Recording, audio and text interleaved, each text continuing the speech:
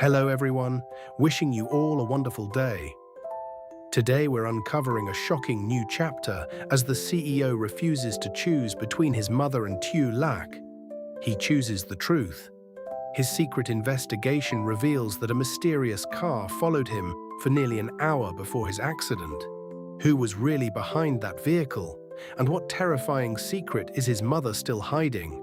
Stay until the end to find out.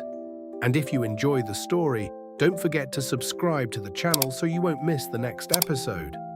For several seconds, nobody spoke. The CEO stood beside Tieu Lac while his mother waited near the black car. Everyone believed they already knew what he was going to say. His mother believed he would eventually come to his senses and return to the city. Tieu Lac believed he would stay in the village. Even the CEO's daughter was holding tightly to his hand, as though she could stop him from leaving simply by refusing to let go. But the CEO wasn't looking at either woman. His eyes were fixed on the old photograph displayed on his phone. The photograph from the night of his accident. His damaged car, the dark road, and another vehicle in the background, a vehicle nobody had ever mentioned. His mother broke the silence. "Have you made your decision?" The CEO slowly raised his head. Yes. Tieu Lac's heart began beating faster. His mother opened the car door. "Then let's go." But he didn't move. Instead, he looked directly at her. "I'm not choosing you." His mother's expression hardened. Tieu Lac stared at him. Then the CEO turned toward her. "But I'm not choosing Tieu Lac either."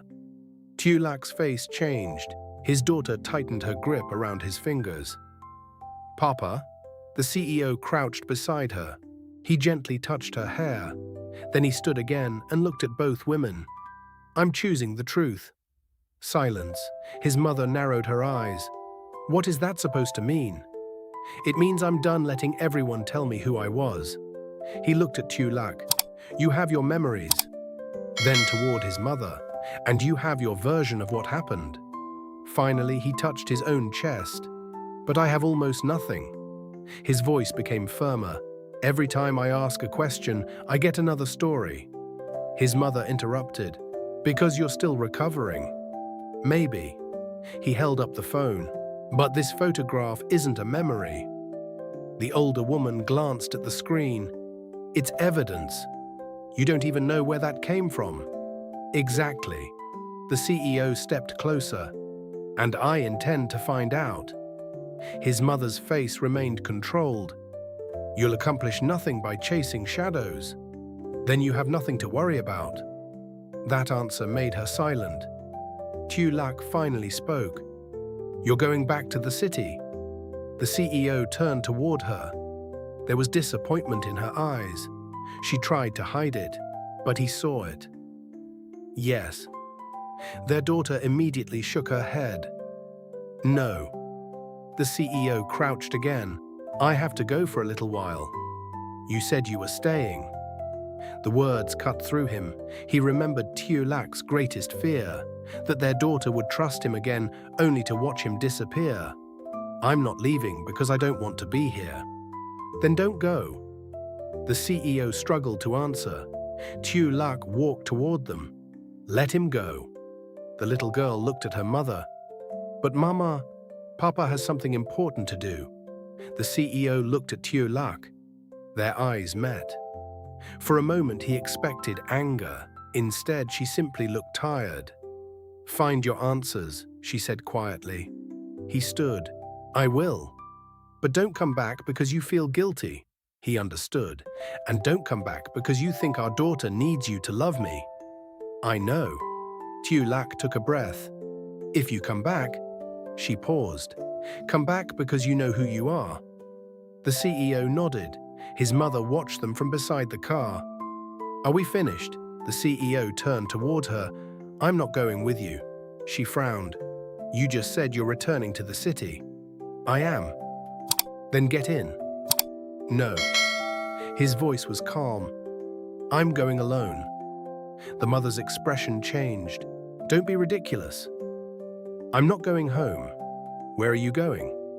to find out what happened during the 72 hours before my accident. For the first time, the CEO saw real concern in her eyes, only for a second. But it was there. Why 72 hours? Because that's when everything changed. He began counting. I argued with you. I planned to leave with Tieu Lac and our daughter. I wrote a letter. And hours later, my car crashed. He held up the photograph again. Now I find out another vehicle may have been following me. His mother crossed her arms. And what exactly are you suggesting? I'm not suggesting anything. He looked directly into her eyes. Yet. Several hours later, the CEO returned to the city alone, but he didn't go to the family mansion. He didn't go directly to company headquarters either. Instead, he entered a small private office used by one of the company's internal security teams. Only one trusted employee was waiting for him. The man stood immediately. Sir, the CEO closed the door. What I'm about to ask stays between us. The employee nodded. Understood. I want everything from the 72 hours before my accident. Everything? Everything. The CEO placed a notebook on the table. My calls, messages, meetings, security records, building access, vehicle logs, GPS records, anyone who met me. The employee looked surprised. That could take time. Then start now. Does your mother know? The CEO stared at him. No. The employee immediately understood. And she can't know. Yes, sir. The CEO leaned forward. There's something else. He showed him the photograph. I need to identify this vehicle. The employee zoomed in. The image isn't very clear. Find other cameras. Traffic cameras. Traffic cameras, shops, gas stations, toll booths, anything. The man nodded. We'll reconstruct your route. For the next several hours, they worked through records. The CEO learned that on the morning before the accident, he had driven from the city to the village. That matched what the elderly villager had told him. That afternoon, he returned toward the city. But then something strange appeared. His route changed. Instead of driving directly home, he stopped near an office building for 23 minutes. The CEO pointed at the screen. Why did I stop there? We don't know. Who owns the building? The employee searched, then stopped. One of your family's holding companies. The CEO's expression hardened. Find out who I met. Another hour passed. Then the employee suddenly called him over. Sir? The CEO approached the monitor. I found traffic footage. A grainy video appeared.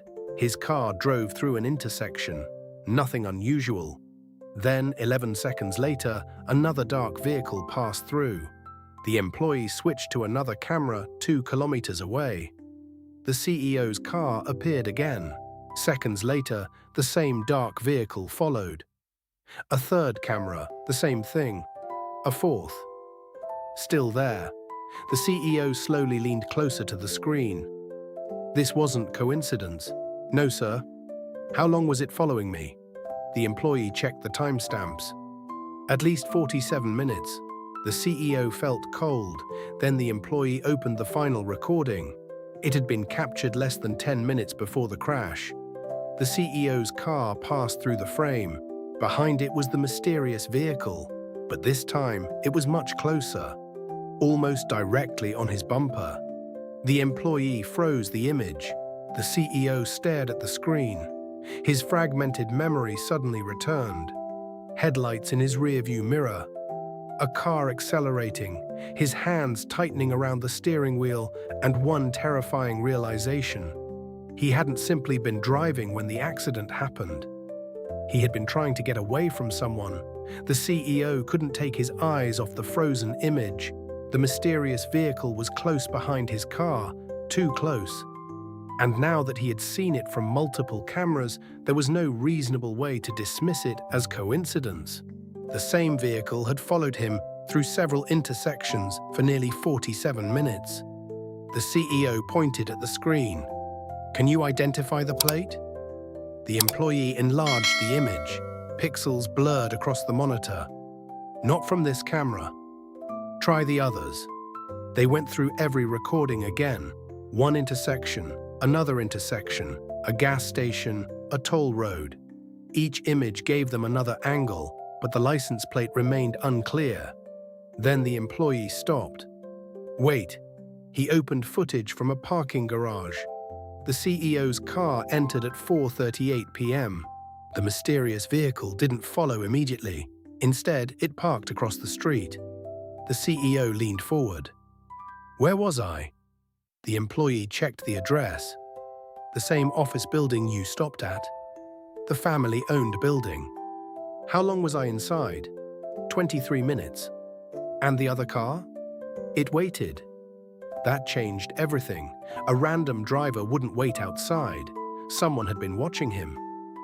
Find out who entered that building while I was there.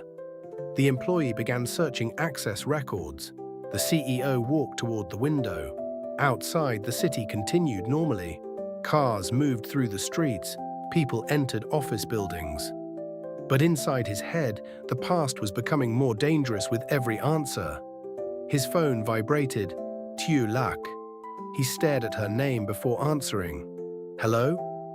For a moment, she didn't speak. Then he heard his daughter's voice in the background. Papa. His expression softened instantly. Hi. Where are you? In the city. Are you coming back tonight? The CEO closed his eyes. He wanted to say yes. But he remembered Tieu Lac's warning. Don't make promises you can't keep. I don't know yet. The little girl became quiet. But you'll come back. The CEO hesitated. Tieu Lac gently took the phone. Go play with Grandma. A few seconds later, her voice returned. Don't promise her anything. I know. Did you find something? The CEO looked toward the monitor. Yes. Tieu Lac went silent. The vehicle in the photograph was real. What? It followed me for almost an hour before the accident. He heard Tieu Lac inhale sharply. Are you sure? We found it on multiple cameras. Do you know who was driving? Not yet. There was a long silence. Then Tieu Lac asked quietly, Do you still think your mother knows something? The CEO looked down. I don't know. And this time, he meant it. He was angry with his mother. He knew she had lied. But accusing her of arranging the accident was something else entirely. I need evidence. Tieu Lac's voice softened. Then find evidence. He almost smiled. I thought you didn't want me digging into the past. I don't want you living inside it forever. She paused. But if the truth is the only thing that can bring you peace, then find it. The CEO was silent. Tieu Lac. What? Thank you. She didn't respond immediately. Just be careful. The call ended. Those 3 words stayed with him. Not come home, not choose us. Just be careful. The employee suddenly called from behind him. Sir, I found something. The CEO returned to the desk. What? The access records. A list appeared. 7 people had entered the building during the period when the CEO was inside. Any names I should recognize? Most are employees. Then the man pointed to one entry. But this person wasn't. The CEO read the record. Guest access, no full name. Only an authorization code. Who approved it? The employee searched. His expression changed. Your mother's office. The CEO stared at the screen. Are you sure? Yes. His heartbeat accelerated. Can we identify the visitor? I'll try. The employee opened archived security footage from inside the building. The recording was damaged in several places. Then they found the lobby camera. The CEO appeared. He looked different, confident, angry, completely aware of who he was. Watching his former self felt strange. A few seconds later, another person entered the frame, a man wearing a dark jacket.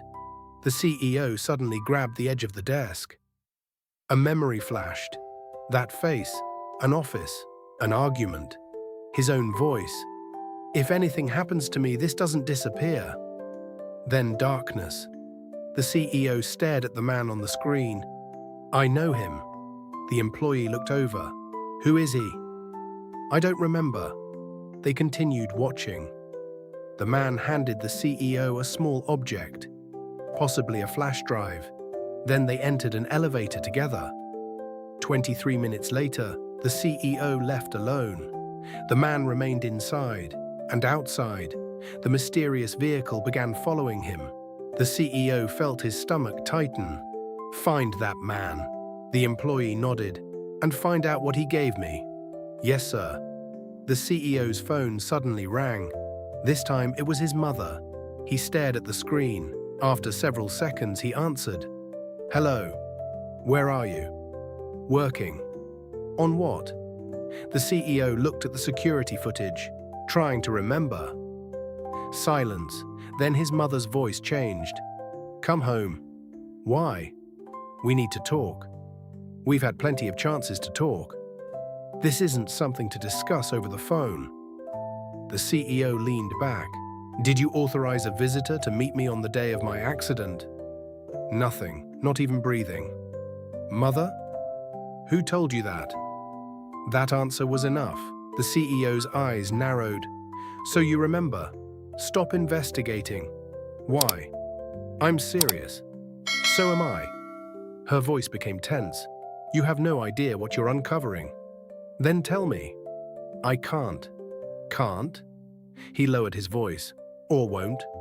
His mother said nothing. The CEO continued. Someone followed me for 47 minutes before I crashed. Still silence. I met a man using authorization from your office. His mother's breathing changed. And apparently, he gave me something. Finally, she spoke. Listen carefully. Her voice was no longer angry. She sounded frightened. Leave the city. The CEO froze. What? Go back to Tieu Lac. He couldn't believe what he was hearing. Hours earlier, she had threatened him for staying with Tieu Lac. Now she was telling him to return. Why? Because you're not safe there. The CEO slowly stood. What aren't you telling me? Before she could answer, the employee suddenly shouted, Sir! The CEO turned. The employee was staring at another monitor. What? I found the vehicle. The mysterious car had entered a private underground parking garage the morning after the accident. Who owns the garage? The employee checked. Then his face went pale. Sir, tell me. It's registered to one of your family's companies. The CEO felt the room spin, but the employee wasn't finished. And I found the vehicle registration. The CEO approached the screen. The car wasn't registered to his mother. It wasn't registered to the company either. It belonged to a former family security employee, a man who had disappeared from company records immediately after the CEO's accident. The CEO stared at the name. Then another memory exploded inside his head. The same man standing beside his mother's car. The same man watching Tieu Lac from across the village road. And the same dark vehicle in his rear-view mirror. The CEO whispered, I've seen him before. His mother's voice was still coming through the phone. Leave now. The CEO slowly raised the phone back to his ear. Mother. His voice trembled. Who was he working for? There was a long silence. Then she answered with 5 terrifying words, not the person you think. And the call suddenly ended. The CEO shocks everyone by refusing to choose between his mother and Tieu Lac, declaring that he chooses the truth instead. He returns to the city alone and secretly investigates the 72 hours before his mysterious accident. Tieu Lac is disappointed by his departure, but understands that he must uncover his past before rebuilding their family. With help from a trusted employee, the CEO examines calls, meetings, security records, and traffic cameras. The investigation reveals that a mysterious vehicle followed him for nearly 47 minutes before the crash. Even more disturbing, he discovers that he secretly met a mysterious man inside a family-owned building shortly before the accident. When his mother suddenly warns him to leave the city because he is in danger, the mystery deepens. The CEO finally realizes someone had been following him, and his accident may have been deliberately caused.